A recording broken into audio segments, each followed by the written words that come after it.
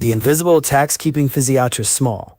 How to stop shrinking your career and build a profitable, independent practice. What if the biggest threat to your physiatry career isn't declining reimbursement, hospital consolidation, or burnout? What if it's the tiny ways you make yourself smaller every day and barely notice? You say that's fine when the contract isn't fine. You accept another responsibility without asking how you'll be compensated.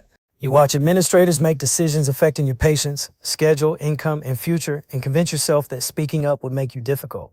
You tell yourself, I should just be grateful. Congratulations, you've just paid another installment of what I call the invisible tax of playing small. You're probably losing ground in moments you don't remember. Most physiatrists imagine career-changing decisions as dramatic events. They usually aren't. Your professional independence disappears one seemingly reasonable compromise at a time. One unpaid medical director responsibility, one unfavorable non-compete, one referral relationship you never cultivated, one contract you sign without understanding the economics, 1 year of saying maybe I'll start my own practice later. None feels catastrophic. That is precisely what makes them dangerous. Because while you're busy treating patients, meeting documentation requirements, answering messages, attending meetings, and chasing RVUs, someone else is learning how to monetize the value you create. The problem isn't that you lack courage. The deeper problem is that physicians are trained to recognize disease, not always to recognize leverage. We learn anatomy, pathophysiology, diagnosis, treatment, but almost nobody teaches us payer contracts, referral economics, negotiation, positioning, revenue cycle management, marketing, or business development. So when something feels wrong, many physicians assume maybe this is just how medicine works. It isn't.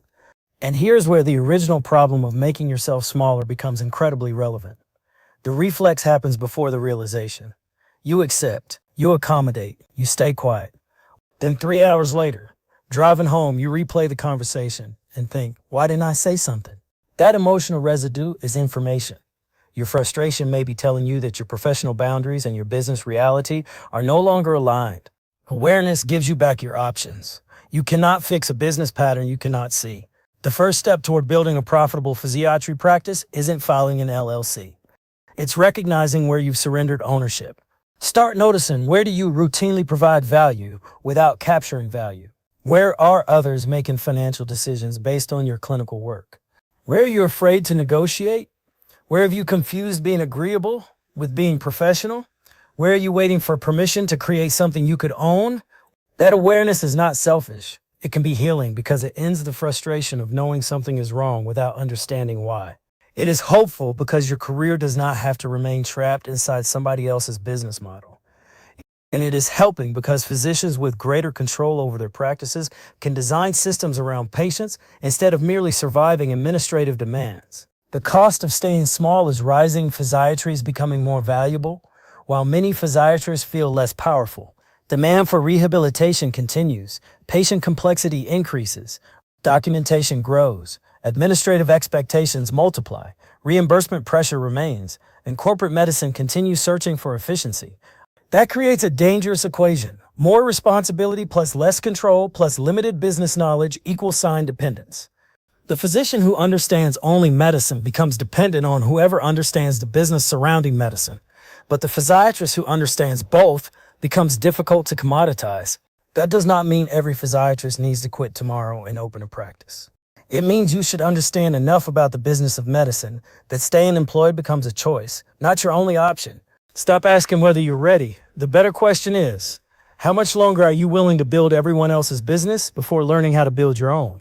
Maybe your first move is understanding billing. Maybe it's evaluating your contract. Maybe it's learning referral development.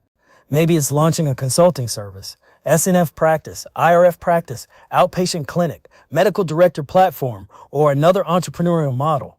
You do not need a dramatic declaration. You need awareness followed by deliberate action. Because every time you notice yourself shrinking and choose differently, you reclaim a little ownership. Eventually, those little decisions become a business, then a practice, then freedom.